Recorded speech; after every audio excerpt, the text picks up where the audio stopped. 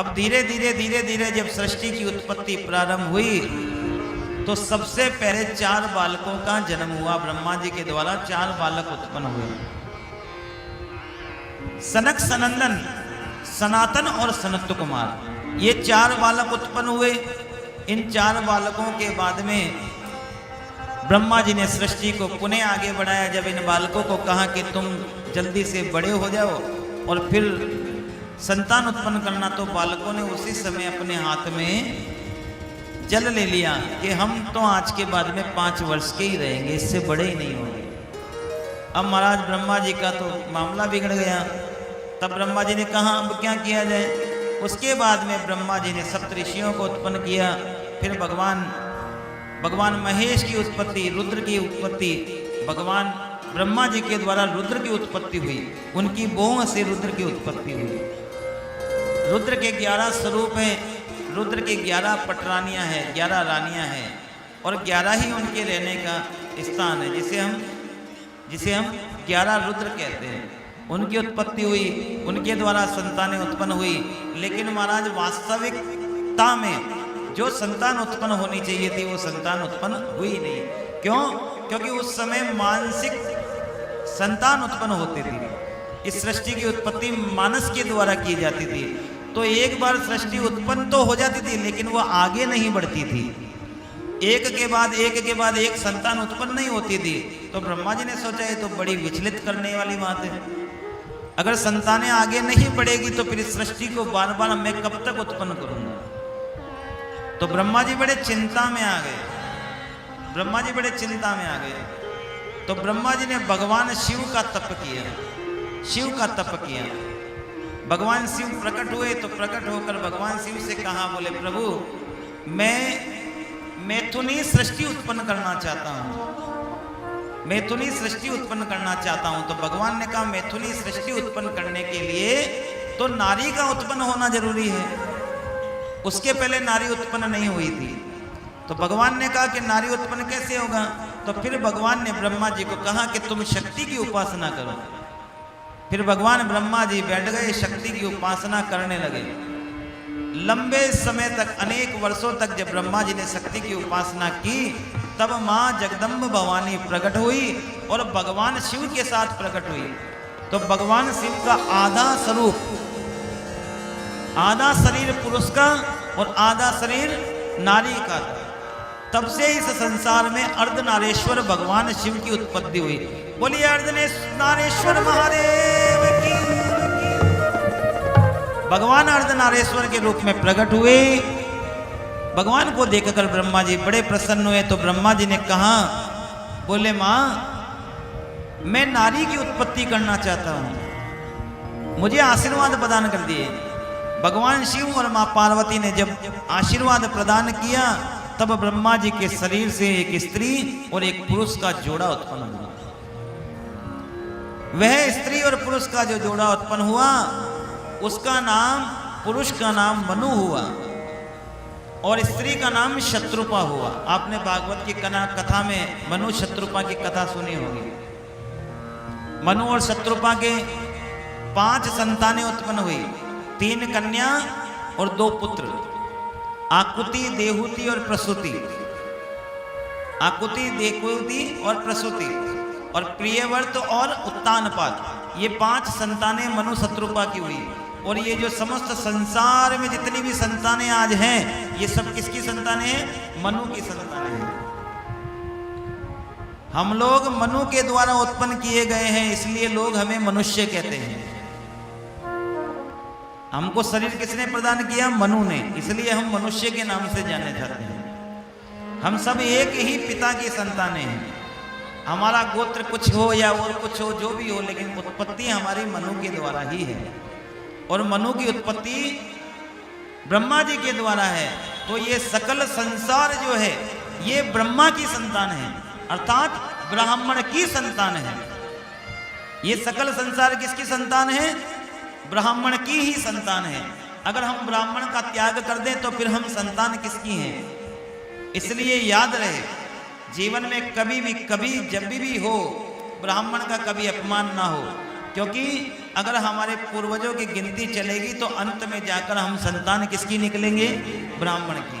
क्यों? क्योंकि उत्पत्ति ब्रह्मा से हुई है, ब्रह्मा जी ब्राह्मण है, ब्रह्मा जी से ही ब्राह्मण वंश की परंपरा चलेगी। इस संसार में 3 परंपराएं चलती है।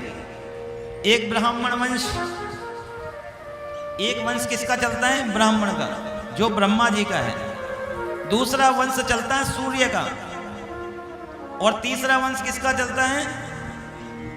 तीसरा वंश चलता है चंद्रमा का। अब चंद्रमा कौन है?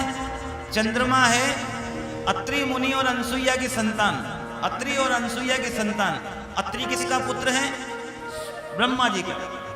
अत्रि किसके पुत्र हैं? ब्रह्मा जी का। और सूर्य कौन है? पाराशर ऋषि की संतान। पाराशर ऋषि कौन है? ब्रह्मा जी के पुत्र। और तीसरी सप्तऋषि उत्पन्न हुए किसके द्वारा? ब्रह्मा जी के द्वारा। वो किसकी संतान? ब्रह्मा जी की। तो प्रारंभ कहां से हुआ? ब्रह्मा जी के द्वारा प्रारंभ हुआ।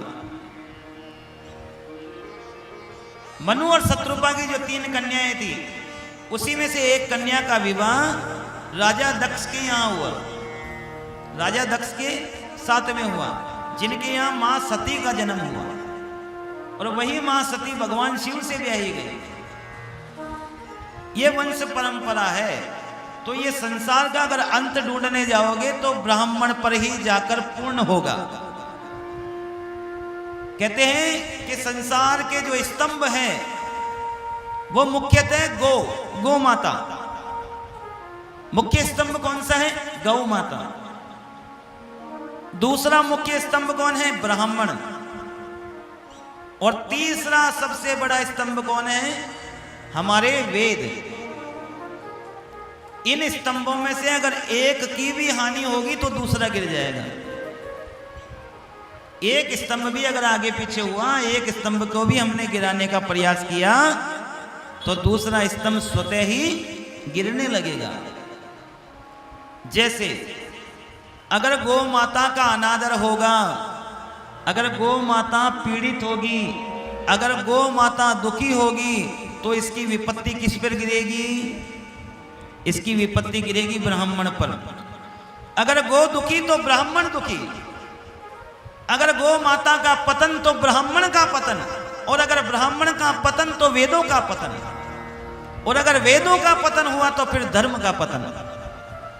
आज मैंने पहले दिन की कथा में आपको कहा था कि आजकल सारा ज्ञान जितना भी च्यवनप्राश खाकर लोग बैठते हैं, मोबाइल पे बैठते हैं।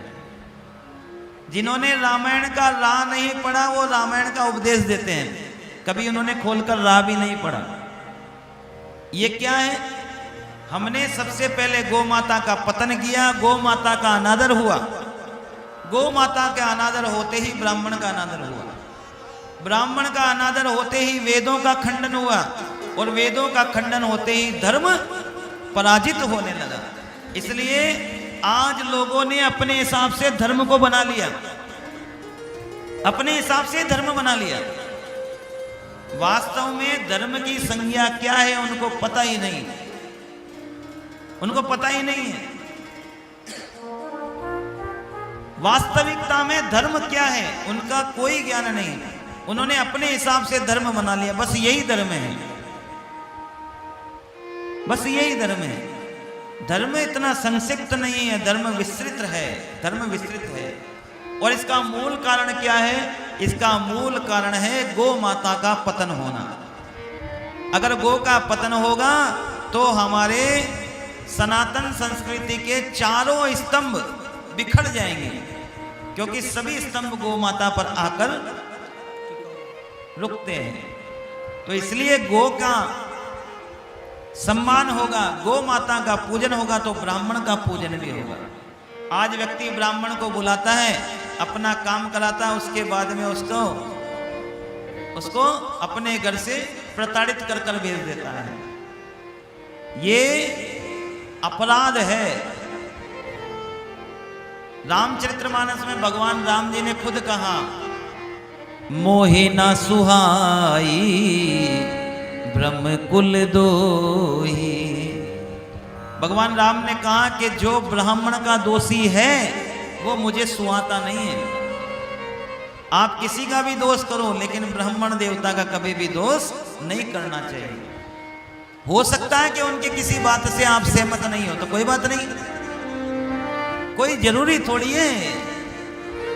अगर हम किसी ब्राह्मण से सहमत नहीं है तो कोई बात नहीं भैया, हम दूसरे से अपना काम करवा लो, लेकिन अपने मुख को, अपनी भाषा को संतुलित कर लो, अपनी बात को संतुलित कर लो।